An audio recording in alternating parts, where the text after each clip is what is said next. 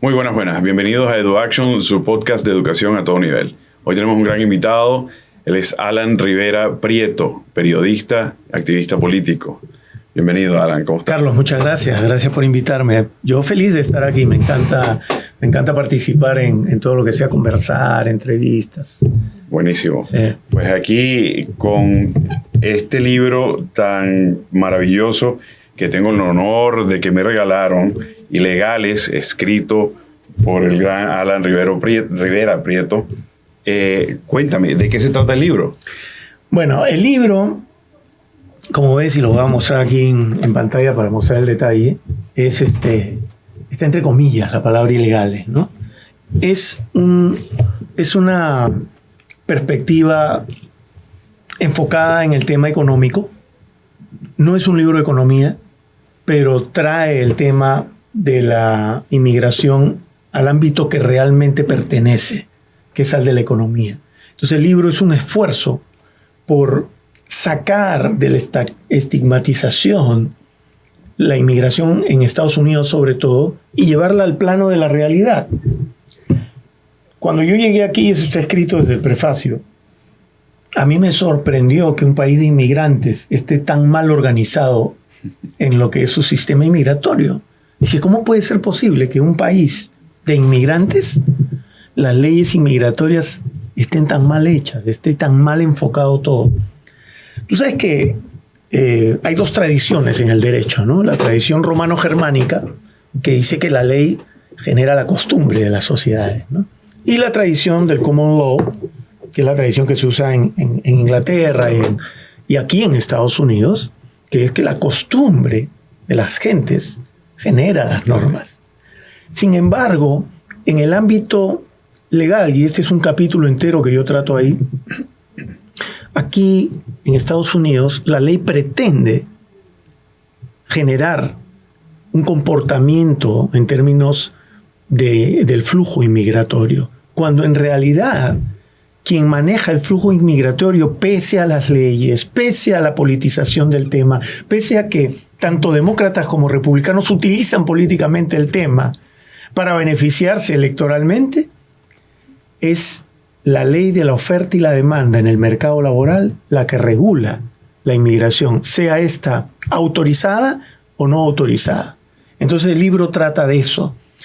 Y se llama ilegales entre comillas porque la palabra ilegal es un pésimo uso para hablar del inmigrante. Porque el inmigrante puede ser alto, puede ser bajo, puede ser gordo, puede ser flaco, puede ser bonito, puede ser feo, puede ser whatever, blanco, negro, amarillo, rojo. Puede tener 1000 características, pero no puede ser ilegal. Porque no es una cosa para comenzar, es una persona. Entonces una persona puede infringir una ley, pero no puede ser ilegal de suyo. Entonces hay 7 explicaciones en el primer capítulo de por qué está mal usada esa palabra y por qué esa palabra que define un hecho concreto, un fenómeno social, lo que está haciendo es desviar la atención y hace que se generen más problemas debido a que están enfocando mal el tema desde la palabra que usan. Pero puede ser utilizado de esa manera por algún tipo de populismo, quizás. Por supuesto. Simplemente es retórica. Illegal aliens se usó para categorizar de mala manera a determinados tipos de inmigrantes y esto empezó en la Franja de Gaza, en Israel. Así calificaban a los inmigrantes israelíes que empezaron a emigrar a la zona palestina cuando comenzó el regreso de la diáspora de los judíos. Estamos hablando de la década de 40, 50, del siglo pasado. Entonces, aquí yo hago en el primer capítulo toda una explicación conceptual, porque tengo un sesgo. Yo estudié filosofía política, es mi carrera principal. Y entonces, soy de las personas que prefieren definir términos para poder saber exactamente de lo que estoy hablando. Entonces, me parece que era Peter Drucker que decía, antes de buscar las respuestas correctas a un problema hay que buscar las preguntas correctas. Okay. para saber qué cosa vamos a responder, para poder diagnosticar. Entonces, ¿cómo puedo yo diagnosticar una situación social si estoy comenzando por calificarla mal, por creer que en lugar de ser una apendicitis estoy hablando de un cáncer? ¿Make sense? Sí, no, definitivamente. Entonces, claro, vamos a hablar entonces de apendicitis. El tema inmigratorio es una apendicitis, no es un cáncer. Es una apendicitis, ¿por qué? Porque no se dieron ciertos cuidados al apéndice, qué sé yo, o hay que sacar el apéndice. Para mí el apéndice son las leyes que pretenden regular la inmigración. Entonces, ¿qué hacen? Politizan, pero policializan o judicializan la inmigración. Entonces convierten a las personas que vienen aquí a trabajar en delincuentes, o los pretenden convertir en delincuentes, pero ni siquiera las leyes de Estados Unidos pueden calificar a una persona no autorizada como ilegal. Y entonces, así comienza el libro, y cuento historias también. Cuento historias de inmigrantes que no solamente que fueron exitosos, sino son historias que deben haber, no deben, que hay miles, millones de historias que nos demuestran que la inmigración es la columna vertebral de este país. Y de muchos. Así es. Y ese es el país de la inmigración por antonomasia. Solamente el 1.8% de los habitantes en Estados Unidos, estamos hablando de 330 millones, 1.8%, son de origen indígena americano. No voy a decir indioamericano, porque indio es de India, sí, del país, ¿no? Son indígenas americanos. El resto todos, el señor Smith, el señor Biden, el señor Trump, todos vinimos prestados. Todos vinimos claro, todos caímos en algún momento. Y hay gente de primera, segunda, tercera generación. Entonces, ese es el punto. Y es súper importante, fundamental, medular, que entendamos eso para poder hablar de inmigración. Lo debe saber tanto un inmigrante como el abogado que lo defiende, como la persona que quiere hablar del tema. ¿Por qué? Porque este es un tema económico fundamentalmente. Es cierto que mucha gente llega como refugiada, lo estamos viendo en la comunidad venezolana, pero la mayoría viene refugiado porque vive mal económicamente allá, porque si las cosas estuvieran bien económicamente no se van. No se van. Uno se va porque quiere vivir en paz y porque quiere vivir mejor. ¿Y a dónde se va? Se va a un país que crece económicamente. Si la economía de ese país no está en crecimiento y por supuesto se abren oportunidades, nadie va a ir a ese país. Entonces, que me digan a mí cuánta gente inmigra a Haití, a Cuba, a Venezuela, ahora a Perú. Porque cuando Perú estaba creciendo, sí, llegaron casi 1.200.000 de hermanos venezolanos, de compatriotas nuestros. Yo digo compatriotas, soy peruano, pero llegaron al Perú porque Perú está en crecimiento. Y lo máximo que llegaron los venezolanos, porque ustedes tienen una cultura excelente de trabajo, de excelencia en el trabajo. Y eso está ayudando mucho a los peruanos a entender que la productividad y la excelencia en el trabajo es súper importante. Esa parte, por ejemplo, ese enriquecimiento cultural ayuda a mi país, el Perú. Y ese enriquecimiento cultural ayudó a Estados Unidos a ser lo que es. Y que ahora lo están destruyendo porque están penalizando la inmigración. Y no permiten que la gente que viene con tanta energía, con tanta fuerza, pueda seguir revolucionando este país. ¿Por qué? Porque son 7 capítulos en el libro, ¿no? ¿Cuáles son los aspectos que hacen que un inmigrante pueda generar riqueza aquí? ¿De dónde salió un Bill Gates? ¿De dónde salió el creador de Apple? ¿Cómo se llama? Steve Jobs, ¿no? Hijo de un inmigrante del Medio Oriente, de Siria, que no hubiera podido entrar, no hubiera existido Steve Jobs si se hubieran aplicado las leyes que puso Trump en su periodo. Y no estoy criticando a él, ¿ya? Sí. Que quiero que esté claro. Estoy criticando que tanto republicanos como demócratas no entienden lo que es la inmigración en un país de inmigrantes. Es absolutamente loco, absurdo. Pero fíjate algo, yo por lo que estoy oyendo y por lo que veo también a diario acá, no es un tema de que un gobierno entienda o no entienda, no importa si es demócrata, republicano o de dónde viene. Más bien lo que estoy viendo, y tú me estás aclarando también con tus palabras, es que todo se usa con un fin electoral o político o de propaganda. En realidad, ahí es donde muy bien que lo explicas, porque inclusive nosotros que llegamos a este país, sí se siente un poco en la calle, aunque Miami es una ciudad... La capital de Latinoamérica, ¿no? Sí, es la ciudad, como yo digo, es la ciudad de Latinoamérica más cercana a Estados Unidos. Sí.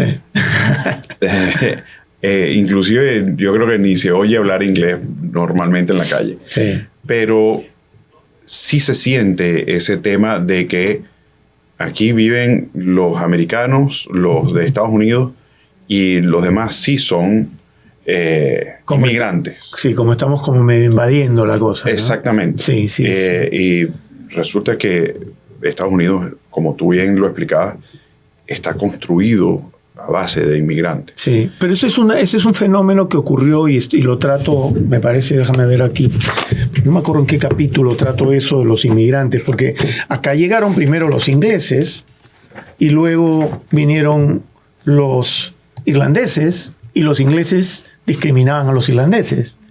Y después llegaron los alemanes y los irlandeses y los ingleses discriminaban a los alemanes.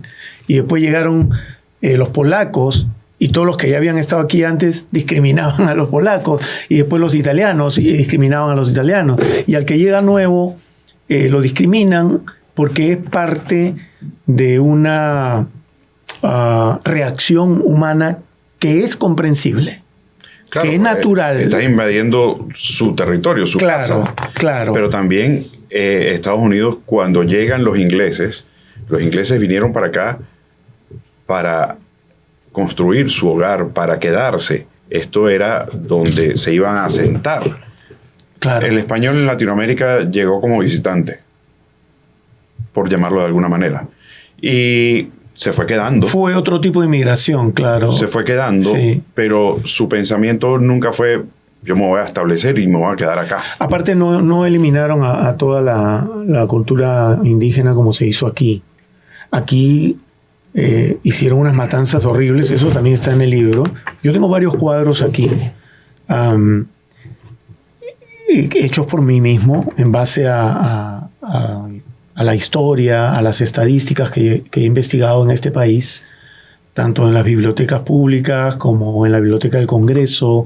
He tenido acceso a cifras realmente reveladoras. Este libro, por ejemplo, tengo un excelente cuadro. Sorry que lo hice yo y lo diga así, pero es que en verdad es bien gráfico.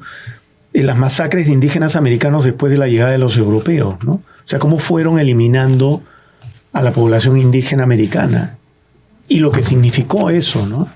Entonces, el libro habla de todo eso, de los negocios que se hacen con la inmigración.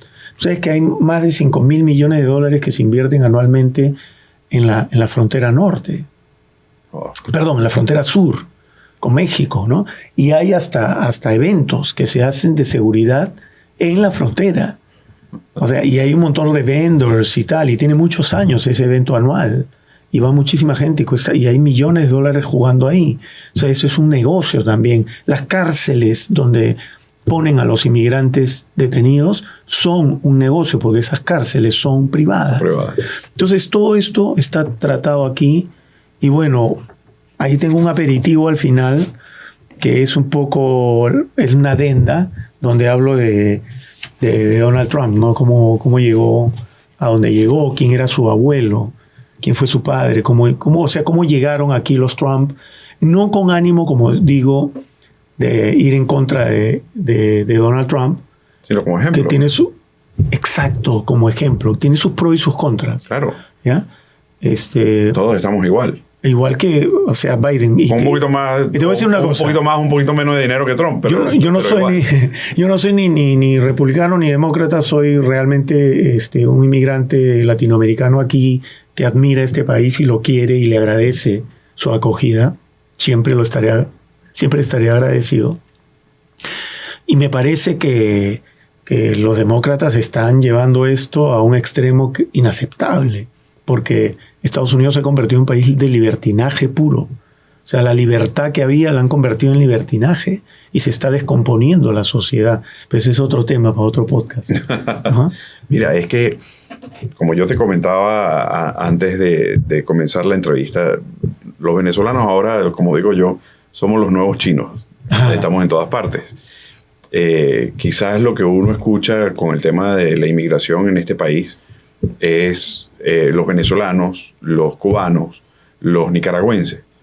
Pero en realidad es un país que llega mucha gente de muchos países. Sí, claro. Obviamente estamos hablando de los 3 países principales en el tema de inmigración por cantidad. Y sabemos la situación de cada uno de esos países, pero llega gente de muchas partes del mundo. Es un país de inmigrantes. Exactamente. Lo sigue siendo. Exactamente. Y diario. Ahora, ¿dónde qué parte ese tema de cómo tratar esa diferencia de los inmigrantes ilegales? Porque como tú bien decías también... No autorizados. Exactamente. No ilegales, no autorizados. La ilegalidad está en un acto. En la acción, claro, no en la persona. No en la persona. Exacto. Pero, ¿cómo podemos transmitirle a la gente para empezar ahora a enseñarles esto no es la palabra adecuada, esto es la forma, cómo deberíamos de tratar este tema a nivel general, sí, y no seguir con la idea de que los inmigrantes son ilegales, los inmigrantes, porque yo tengo quizás, que también pasa, tengo 30, 40 años viviendo en este país y ya el que viene nuevo, entonces yo lo veo de reojo. No necesariamente porque yo nací en este país. Claro. Entonces, sí se ve eso también. Sí, la xenofobia, ¿no? ¿Cómo podemos hacer ese cambio y que la gente pueda verlo como realmente es? Bueno, es que lamentablemente lo que está ocurriendo desde hace muchos años, esa discriminación nace del mal entendimiento del fenómeno. La inmigración es un fenómeno de carácter económico, lo repito. Está regulado por la ley de oferta y demanda en el mercado laboral. Te doy más pruebas recientes, porque en el libro vas a encontrar página 90, no sé si en la versión en inglés está en la 90, debe ser por ahí, un cuadro que hice registrando desde 1987 tanto el flujo migratorio como el crecimiento del Producto Bruto Interno, el GDP de Estados Unidos. No, está por ahí nomás. Está en las 2 páginas después de eso. ¿Este? No, de acá. Ok. Ahí tú puedes observar que hay una relación casi directamente proporcional entre el flujo migratorio, ¿ya?, que es la línea de arriba, la más clara, sí, el bloque más claro, con el crecimiento del PBI en el país. Cuando crece el PBI del país, crece la inmigración. Cuando baja el Producto Bruto Interno del país, se reduce la inmigración. Donde se ve clarísimo, que fue pero así, clarísimo, es en el año 2009. Consecuencia de la Gran Depresión que ocurrió después del gobierno de Bush, vino el gobierno de Obama, quebraron la banca, una crisis mundial por eso, ¿cierto? Se fueron 1 millón de inmigrantes, regresaron a sus países. ¿Por qué? Porque no tenían trabajo, porque se perdieron miles de empleos. Claro. Entonces se fueron. Nadie los votó. Se fueron. Se fueron simplemente porque no encontraban las oportunidades que buscaban en este país y se fueron a otra parte. se fueron, por ejemplo, muchos a países que estaban en pleno crecimiento. Lo dije al comienzo, por ejemplo, a Perú. Mira, Paul Kruger, el economista famosísimo Paul Kruger, acaba de publicar un artículo en el New York Times diciendo cómo los inmigrantes salvaron la economía de Estados Unidos. Hemos tenido una caída en stock markets el año pasado de 20%. La inflación ha sido más del 7%. Y Paul Kruger analiza la reacción de los mercados y cómo una ola inmigratoria que incrementó en 1 millón los inmigrantes en este país ha generado que la economía no se quiebre totalmente en Estados Unidos. ¿Por qué? Por el consumo primero por la riqueza que generan y segundo por el consumo que generan al mismo tiempo. Es ley de oferta y demanda, supply and demand, oferta y demanda en el mercado laboral. Entonces, lo que tiene que haber son leyes naturales, pero ¿qué pasa? Que ellos quieren, y vuelvo al inicio de la conversación, no sé si lo dijimos aquí o era en la previa, pero hay 2 tradiciones jurídicas, el common law y la ley, la costumbre romano-germánica, la tradición romano-germánica. La tradición romano-germánica, que es la que usamos en nuestros países, que venimos descendiendo de España generalmente, es que las leyes deben hacer que la gente cumpla determinadas normas. O sea, la ley genera la costumbre. Y en el common law inglés, que es la costumbre jurídica de Estados Unidos, la costumbre es la que genera las normas. Acá inventaron los semáforos cuando empezaron a chocar los autos, ¿cierto? Dijeron, ¿qué vamos a hacer? Hay gente que sí para y deja pasar al otro, entonces vamos a crear un sistema que haga que eso se automatice, pues. De acuerdo a la costumbre generamos la norma. ¿Qué ha pasado? Que en el tema inmigratorio quieren generar costumbres con leyes. Y eso es lo que está mal. Ese es el enfoque que está mal. Están enfocando mal el problema. Entonces, como lo enfocan mal, su diagnóstico es errado. El diagnóstico para ellos es policial. Vamos a perseguir al ilegal, dicen, ¿no? La represión. O sea, represión. Represión no quiero que suene como uno lo utiliza en nuestros países latinoamericanos. Represión es bombas lacrimógenas y es golpe. Claro, pero represión es simplemente de que es la persecución porque o sea, esa presión de que tú no vas a hacer nada porque sientes que tienes a alguien viéndote acá. Exacto. Y te voy a decir una cosa. Hay que tener conciencia, pero no sentir que tienes a alguien aquí detrás. Mira, Carlos, y es más loco que eso todavía. Yo tengo acá, no sé si es en el capítulo 1 o el 2, acá está, en el 1, el título de la ley que todavía rige en Estados Unidos, de 1956, es la ley migratoria, la que rige. Han habido 1000 modificaciones, pero esto todavía está. Aliens and Nationality. O sea, acá no se califica como un acto ilegal pasar la frontera sin autorización. Se califica como una infracción, pero no como un acto ilegal. O sea, ellos mismos legalmente no lo tienen calificado como algo ilegal, sino que se usa la palabra para estigmatizar. Y el problema de estigmatizar no es, nosotros pobrecitos que nos están estigmatizando. No. Es que están desnaturalizando la naturaleza, valga la redundancia, de este país de inmigrantes. Entonces, de eso trata mi libro y eso es lo que yo creo que hay que ayudar a difundir para que la clase política, que es la encargada de solucionar este problema, no siga utilizando políticamente el tema para beneficiarse electoralmente. Los republicanos, por un lado, de repente los que no quieren más inmigrantes, y los demócratas, por otro lado, que generan una expectativa falsa respecto a lo que es la inmigración, porque los dos utilizan de mala manera políticamente el tema inmigratorio para beneficiarse electoralmente, y en realidad en medio de eso está la realidad de la gente que quiere vivir en paz y vivir mejor y venir aquí a progresar. Pero es que yo creo que, como bien lo quieres hacer ver aquí, uno de los principales temas a tratar es la terminología. Porque el principal, el uno. Exacto. Sí. Yo me he conseguido en este país con algo increíble para mí, pero que existe, que de generaciones anteriores, ese sentimiento de persecución, ese miedo a ser quizás ser extraditado, extraditado no es la palabra. Sí, deportado. Deportado, perdón.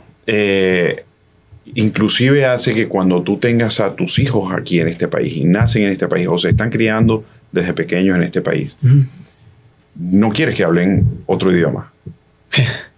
Por ese miedo a persecución, por ese miedo a que vean que es un inmigrante. Y tener otro idioma es una ventaja increíble. Por supuesto. Es una puerta al mundo increíble. Yo lo vi eso en Iowa. Fíjate, yo viví 10 años en Iowa, soy periodista, como sabes. Era productor ejecutivo en una productora de noticieros en español y en inglés, y yo era el encargado de los noticieros en español. Y en Iowa se veía mucho eso, ¿no? Cómo discriminan por el idioma y tal. Pero siempre peleamos con mi esposa, en paz descanse, porque los chicos hablen español y bien. Pero yo veía mucha gente hispana que tú le hablabas en español y no sabían español. Y de verdad no sabían, no eran que se querían pegar de que yo soy inglés. No solamente simplemente eso. Porque los papás no les enseñaban el idioma porque no querían que ellos sean discriminados por el idioma. Porque aquí hay gente que te discrimina por el idioma porque tienes acento. Exactamente.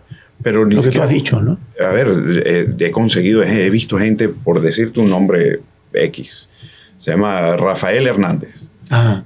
Y le vas a hablar en español y no hay manera, no entienden. Ya. Y es esa la raíz, es eso, sí. que lo he visto en diferentes estados. Y es ese miedo como raíz. No es posible. Sí.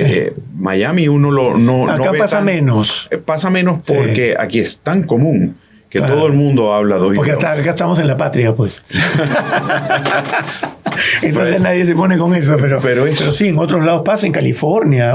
Aquí es muy común que todo el mundo habla inglés y español. Muy común. De hecho, hay gente que inclusive mucha gente que habla 3 y 4 idiomas. Sí, y cuando la gente te escucha, incluso los muchachos, cuando te escuchan un poco de acento, te hablan español también. Sí, pero... Y es chévere, o Spanglish, ¿no? Pero es tan importante que el día de mañana, para un trabajo, inclusive cuando te vayas de vacaciones, ajá, que puedas ir a otro país y puedas hablar en español o puedas hablar en inglés, que son probablemente de los 3 primeros idiomas más hablados en el mundo, son esos 2. O sea, el segundo y el tercero. El chino mandarín es el primero, el segundo es el español. Y el tercero debe estar el inglés. El inglés. Pero que puedas tener esos 2 idiomas. Y aquí es tan común, tanto latino que hay en este país. Pero ese miedo, ¿cómo podemos hacer para que la gente pierda ese miedo? ¿Cómo podemos hacer para dejar a un lado la terminología que no queremos? ¿Cómo podemos hacer para que... A ver, no vamos a dejar de hablar de inmigración porque, como tú bien lo has dicho, es un tema principal en todas las campañas. Claro. No importa de qué partido. Pero vamos a darle la terminología correcta. Claro. Porque de esa manera la sociedad y cada comunidad va a entender mejor qué es lo que hacemos todos acá. No solamente los que acabamos de llegar, sino los que nacieron acá. Mira, yo creo que es un tema de educación. Yo creo que tenemos que empezar a educar a la gente. Esto es un medio excelente para hacerlo también. Hacerle llegar a la gente, en primer lugar, que el fenómeno inmigratorio es un fenómeno económico, que se rige por la ley de oferta y demanda en el mercado laboral y que como tal genera crecimiento en un país también. Suple las carencias o las deficiencias del propio mercado laboral, porque si una población económicamente activa en un país no es suficiente para poder compensar la creación y la generación de empleos, ahí vienen los inmigrantes y lo completan. Y los inmigrantes también inventan cosas y los inmigrantes también generan su propio empleo.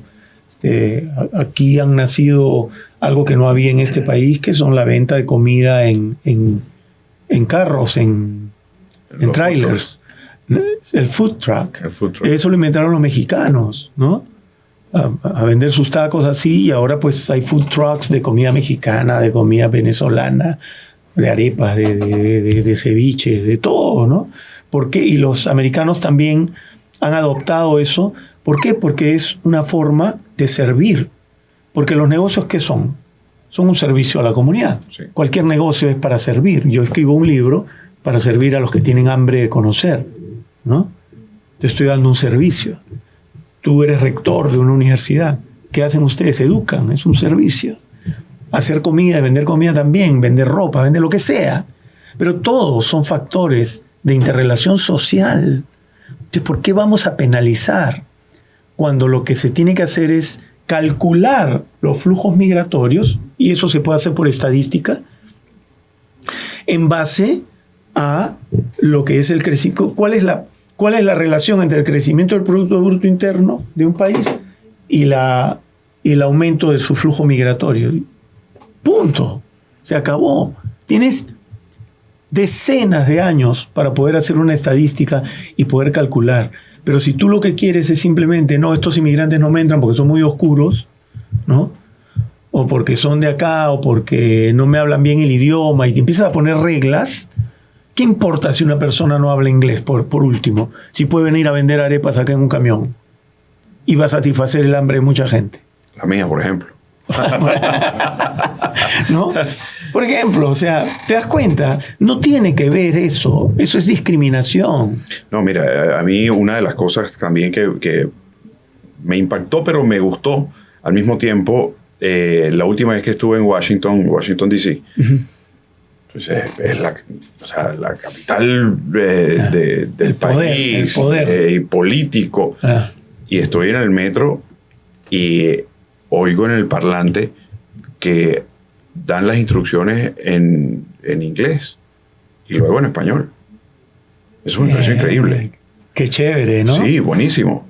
Claro. Eso también te dice la cantidad de hispanos que estamos en este país. Claro. Por cierto, para 1960 se va a hablar más español. Para 2060. Para el 2060, perdón. ¿Qué dije yo? 1960. Dios mío, tengo una dislexia mental espantosa.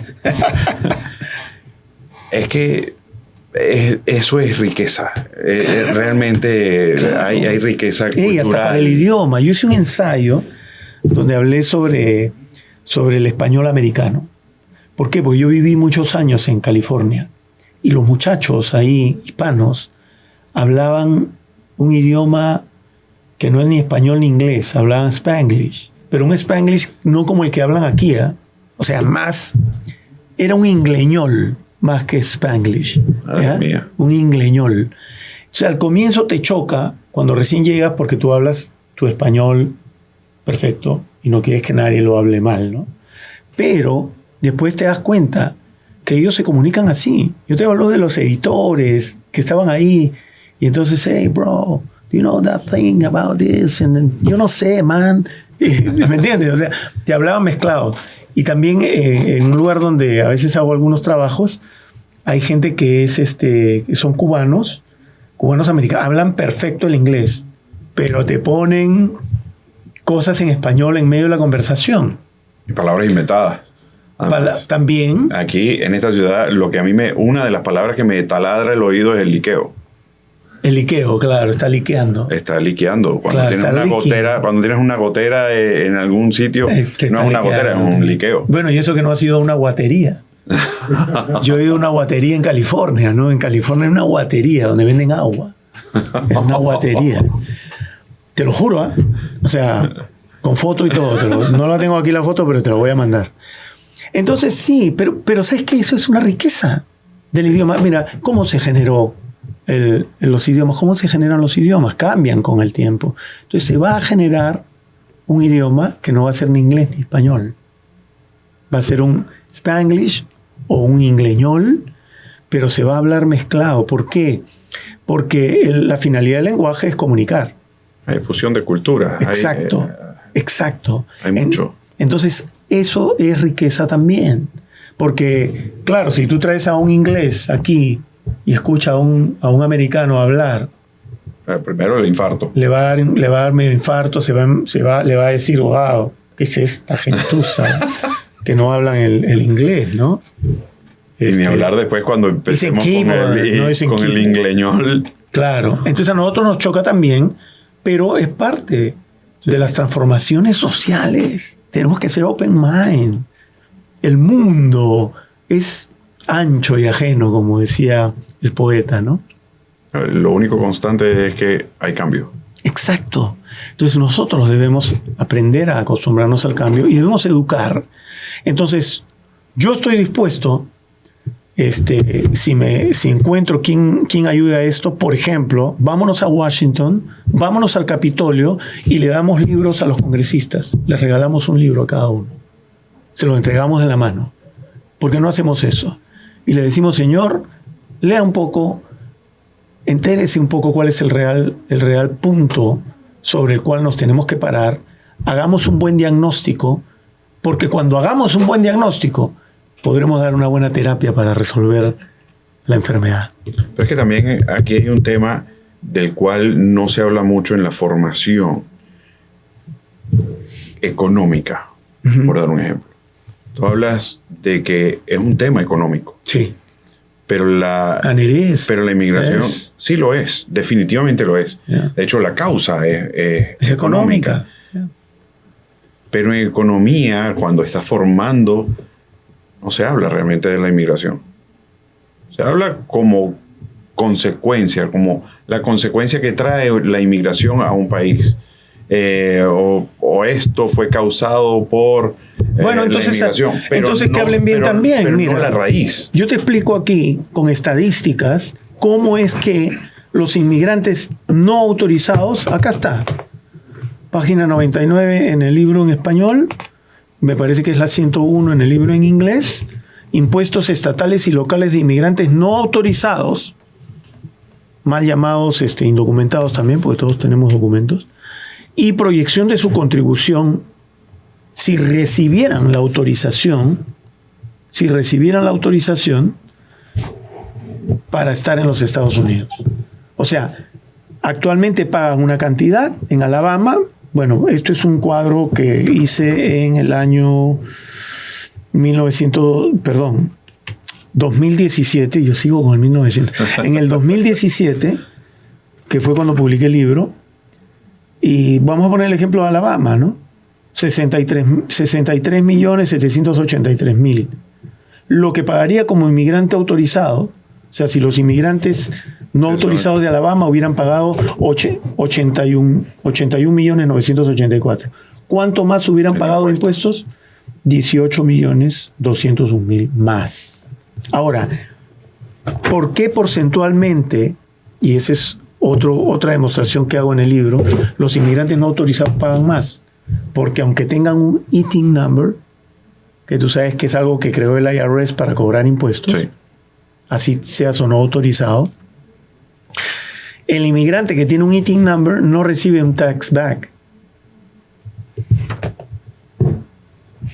They are not receiving tax return. No tienen no le devuelven no reciben para atrás, pues. No reciben el tax para atrás, como dicen acá, sí, ¿no? No reciben su devolución de impuestos. Se los queda el IRS. Y claro, después de 3 años ya no lo pueden reclamar. Entonces, ¿tú te imaginas la cantidad de miles de millones de dólares que el IRS tiene de excedentes que no puede devolver porque se trata de inmigrantes no autorizados? Es tan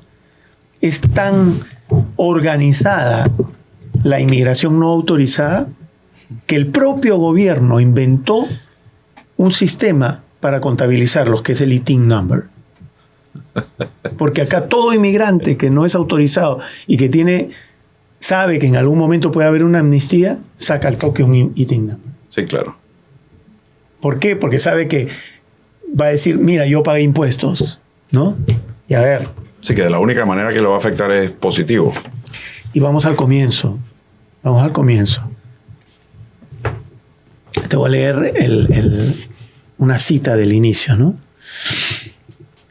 En vez de hablar de construir una cerca, ¿por qué no reconocemos mutuamente nuestros problemas? Hacemos lo posible para que entren legalmente con un permiso de trabajo. Y entonces, mientras estén trabajando y ganando aquí dinero, también pagan impuestos aquí, ¿no? Y cuando quieran regresar, pueden regresar y cruzan y abrir ambos lados de la frontera. ¿Quién dijo esto? Lo dijo Ronald Reagan en el debate presidencial de abril de 1980, cuando recién se convirtió a republicano, porque Reagan fue demócrata primero. Y Reagan fue el que firmó la última amnistía. Tenemos una foto de él aquí también en el libro, firmando la amnistía. Porque él entendió la naturaleza de la inmigración. Reagan sí la entendió. ¿Quiénes malograron la reforma de Reagan? Eso está en el libro. La malograron. Un poder económico, que eran las cámaras de comercio, que cambiaron la ley, el proyecto de ley que presentó Reagan, y le pusieron que la penalización tenía que ir al inmigrante y no al empresario que los contrataba. Capisci? That's the problem. ¿Por qué? Porque si tú quieres acabar con esa inmigración, simplemente penalizas al que contrata. Pero no, o sea, tú quieres buscar a 10 millones de personas en lugar de buscar una por una a 10.000 empresas. ¿Me entiendes? Una por una en lugar de buscar a los grupos. Sí, sí. Por último, ¿no? Por último. Pero mira lo que decía Reagan. Abramos la frontera. Y si se van, se van. En 2009 regresaron, lo dije ya, 1 millón de inmigrantes a México. Solo a México. Solo a México. ¿Por qué? Porque no encontraban trabajo. No había jale, güey. No había jale. No había trabajo. No había chamba. No había chamba. Punto, se acabó. Si a ti no encuentras trabajo, te vas a otra parte. Si encuentras mejores condiciones en otro lugar, te vas a otro lugar. Sin duda. Punto, se acabó. O sea, no hay que discutir nada ahí, period. Punto, se acabó. Es la ley de la oferta y la demanda en el mercado laboral. Si hay trabajo, la gente va a venir. Sea por aire, por tierra, por debajo de la tierra. ¿Tú crees que los contenedores que empezaron a encontrar en la frontera o ya dentro de Estados Unidos, que murieron muchas personas dentro de esos contenedores? Acá en el libro también lo tengo eso. Te voy a poner un solo ejemplo, ¿ya? En esos camiones vienen 100 inmigrantes. Cada inmigrante paga $5,000. ¿Cuánto tenemos? Madre mía, eso se 100 mueve bien. Por 5,000, ¿no? Son $500,000. Eso sí pagan 5,000, porque hay quienes pagan hasta 10,000. Entonces, ese camión que entró y que encontraron en, qué sé yo, en El Alto, en Texas, donde murieron 30 personas, llegó, a la hora de cruzar la frontera, el camión se desintegró y se volvió a aparecer allí ya en Texas. Hay un túnel por donde pasan los camiones, o vuelan los camiones, como los chanchos vuelan, y aterrizó ahí. Imposible, ¿cierto? Tiene que haber pasado por uno de los controles de la frontera. Claro. ¿Y qué pasó en ese control de la frontera? No vieron con los 800,000 instrumentos que se venden en las ferias de seguridad, de radiación y de detección de calor. ¿No se dieron cuenta que habían 100 personas metidas ahí respirándose, zancochándose en ese contenedor? Claro que sabían. Claro. Pero ¿qué pasó? Sobornaron a los agentes de frontera. Y pasaron. Porque, Carlos, los inmigrantes van a seguir pasando por túneles, por mar, por aire, por tierra, por donde sea, sobornando por la frontera. Pero van a seguir pasando porque aquí van a conseguir trabajo. Y cuando no haya, no van a venir. Period. Punto. Eso es así. Entonces, ¿por qué no entendemos la naturaleza como la entendió Ronald Reagan en el 80 del siglo pasado? ¿Por qué no entendemos la naturaleza de la inmigración? Es de naturaleza económica. Vamos a buscar las soluciones. ¿Por qué? Porque la economía camina a 100 millas por hora y las leyes, y hay dibujitos en el libro también, las leyes caminan con muletas. No van a la misma velocidad. Lo que necesitamos es hacer, y esa es la solución que se plantea, es hacer que las leyes se agarren de la mano de esa liebre que es la economía. Que las leyes tortuga corran junto a la liebre que es la economía, para que podamos adecuar las necesidades de mano de obra del mercado laboral al flujo migratorio. Yo creo que la base está en educar a la gente, educar a la población de que es un problema económico de fuera y de adentro. Exacto. Y que además de eso hay que empezar a utilizar, como hablábamos, con la terminología correcta, y de ahí podemos avanzar en muchos otros temas que va derivando. Por supuesto, porque vamos a tener un entendimiento de lo que está pasando. Vamos a decir, es verdad, ¿no? Esta ley no va a funcionar, pues, porque lo que va a hacer es que se la van a pasar por encima. Pero educar a la población va a interrumpir el solamente oír lo que nos están diciendo a ciegas. Mira, Carlos, este es un libro que tiene que leer todo inmigrante. Yo creo que todo inmigrante debería leer este libro para entender su propia naturaleza en este país. Pero los principales son la clase política, porque en ellos está, en sus manos está cambiar esto más rápido. O sea, esto es un trabajo que tiene que venir de abajo para arriba y de arriba para abajo. Entonces hay que ver la manera en las universidades, empezar a cambiar el concepto, educar, ¿qué es lo que tú haces? Todos hacemos. Todos hacemos, sí. Todos hacemos. Esto ayuda mucho a la educación. Alan Rivera, ¿dónde podemos encontrar el libro? ¿Dónde podemos encontrar información acerca de lo que tú haces? En Amazon está el libro, en inglés, en español. Está la versión electrónica, pero la verdad nada como el papel. Pero aquellos que escuchen el podcast y estén fuera del alcance de donde llega Amazon, porque aunque no lo creamos, Amazon no llega a todo el mundo. Lo voy a vender en Temu, creo, en Alibaba y eso. Pues sí, o sea, lo pueden encontrar en Amazon, ponen Alan Rivera Ilegales y les va a aparecer, ¿no? El libro cuesta $14.99. Más el sello postal, pues sale baratísimo, ¿no? Buenísimo. Y yo creo que sí nos va a servir primero para dignificarnos a nosotros mismos, para nosotros entender nuestra propia naturaleza y no sentirnos menos, y no sentirnos una carga en este país, porque así nos quieren hacer sentir, como que somos una carga, y mentira, no somos una carga. Pero también para aprender, porque nosotros tenemos que aprender a convivir en este país, a entender también que este país tiene una lógica, y la lógica financiera de este país no es la que manejamos nosotros los hispanos, es distinta, ¿no? Entonces tenemos que ir avanzando mutuamente, integrándonos culturalmente y contribuyendo con la riqueza cultural nuestra, que es muy rica, no solo la comida, sino nuestra cultura.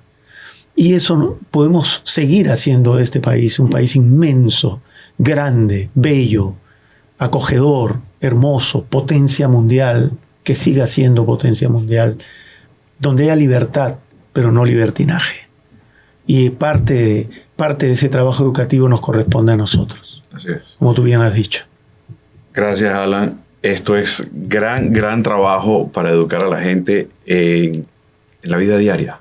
Sí. De este gran país. Sí, muchas Carlos, gracias. Encantado de conocerte. Encantado, igualmente. Mucho gusto. Gracias por la invitación. Aprecio mucho tu invitación. A ti. Amigos, gracias por estar con nosotros en otro capítulo de EduAction.